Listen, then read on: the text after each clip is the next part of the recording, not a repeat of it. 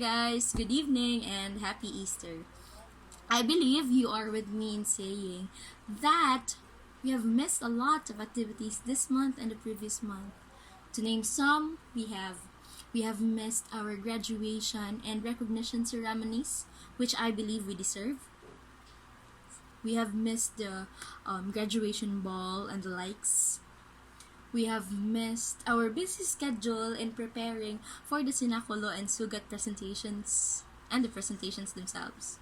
We have also missed going home late because we have helped the lay people in charge of the decorations, especially in the altar of repose. We missed going home late because after we have witnessed the washing of the feet, we'll go visit the iglesia. We have missed waking up early for the Stations of the Cross, and others would miss going up the mountains for that. We have missed the Via Matris. We have missed the Sugat Kabanhawan Festival, perhaps. We have missed being with the FMA sisters and the catechists, cooking eggs and painting them for our dear oratorians and other youth volunteers and the youth. We have missed celebrations. We have missed successes, which we would be celebrating perhaps with the other volunteers in charge of the Lenten activities. We have missed a lot. We have missed a lot because we are at home. We are advised to stay at home in this enhanced community quarantine. We feel darkness. We feel that it's so dark, that we are alone, that whatever synonymous words for it. But Easter reminds us that even if we are sorrowful, we are so sad, we experience darkness, there is always light. Light like Jesus, who has been suffering, who has been carrying his cross for us. But I could not and never imagine Easter if Jesus was not obedient to the will of God. Like us, of course, we can't get through this enhanced community quarantine and our coronavirus, our enemy that we cannot see, if we don't obey. I remember one of my favorite youth directors told me when I was so young. This was our conversation, non-verbatim.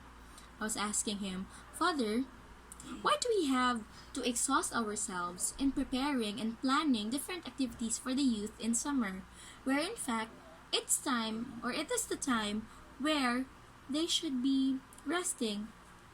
They should sulk in their beds because they had 10 months of school, making assignments, projects, performance tasks, and the like." And he answered me, non-verbatim too. You know what Don Bosco would always remind us? That the idle minds are the devil's workshop.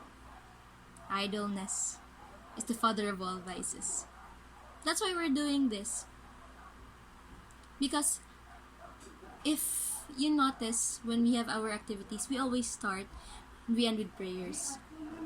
We don't just do activities because we want them to be busy, but we want to do activities because we also want to remind them to pray.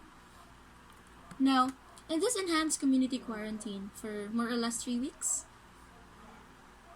my question for all of us is, what have we done? What have we done to achieve that light? Are we obedient? Not just to the will of the Father, but to our government officials as well? Are we obedient to our parents at home?